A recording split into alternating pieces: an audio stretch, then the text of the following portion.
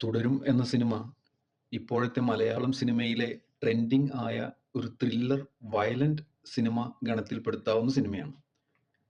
ഒറ്റവാക്കിൽ പറഞ്ഞാൽ ഈ സിനിമയിൽ ലാലേട്ടൻ കസറിയിട്ടുണ്ട്. ലാലേട്ടന് പഴയ പോലെ ഇനി അഭിനയിക്കാനൊന്നും പറ്റില്ല എന്ന് പറയുന്നവർക്ക് ഒരു ഉത്തരം കൂടിയാണ് ഈ സിനിമ.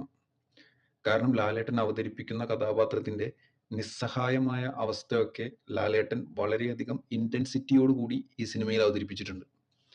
സിനിമയുടെ സംവിധാനവും എഡിറ്റിങ്ങും മികച്ചതാണ്. ഏതാണ്ട് 3 മണിക്കൂറോളം ഉണ്ട് ഈ സിനിമ. എന്നിട്ട് കൂടി ഒരു ലാഗോ ഒരു ബോറടിയോ ഒന്നും ഫീൽ ചെയ്തില്ല. എടുത്തു പറയേണ്ടത് സിനിമയിലെ ബാക്ക്ഗ്രൗണ്ട് സ്കോറാണ്. അടുത്ത കാലത്ത് ഇറങ്ങിയ സിനിമകളിലെ തന്നെ ഒരു മികച്ച ബാക്ക്ഗ്രൗണ്ട് സ്കോറായി ഈ സിനിമയിലെ ബാക്ക്ഗ്രൗണ്ട് സ്കോറിനെ വിലയിരുത്തേണ്ടതാണ്. ഒരു ത്രില്ലർ അല്പം വയലന്റ് ഗണത്തിൽപ്പെട്ട സിനിമ ആസ്വദിക്കാൻ ഇഷ്ടപ്പെടുന്നവർക്ക് ഈ സിനിമ 100% ഇഷ്ടപ്പെടും. മോഹൻലാൽ ഫാൻസിനും ഈ സിനിമ 100% ഇഷ്ടപ്പെടും.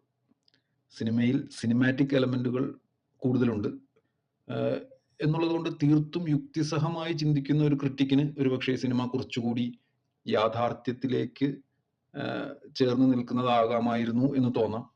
ഞാൻ സ്വയം അങ്ങനെ ചെറിയൊരു അഭിപ്രായം ഉള്ള ആളാണ്. ഈ സിനിമയിൽ ലാലേട്ടൻ്റെ തന്നെ മറ്റു സിനിമകളെയും അതിലെ ഡയലോഗുകളെയും വെച്ച് ലാലേട്ടനെ തന്നെ ശോഭന ട്രോളുന്നുണ്ട്. അതൊക്കെ വളരെ രസകരമാണ്.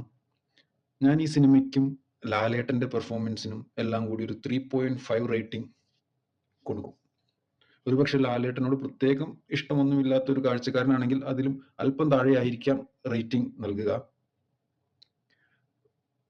ഇത് ഒരു തിയേറ്റർ എക്സ്പീരിയൻസ് ചെയ്യേണ്ട സിനിമയാണ്.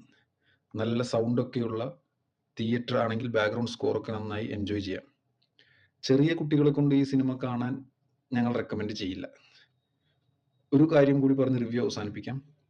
മോഹൻലാൽ എന്ന നടന് അഭിനയിക്കാനുള്ള കഴിവ് എവിടെയും പോയിട്ടില്ല. അതിൻ്റെ ഒരുപാട് ഗ്ലിംസസ് ഈ സിനിമയിൽ ദൃശ്യമാണ്.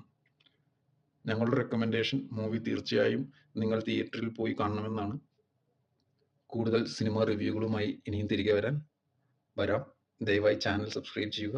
നന്ദി.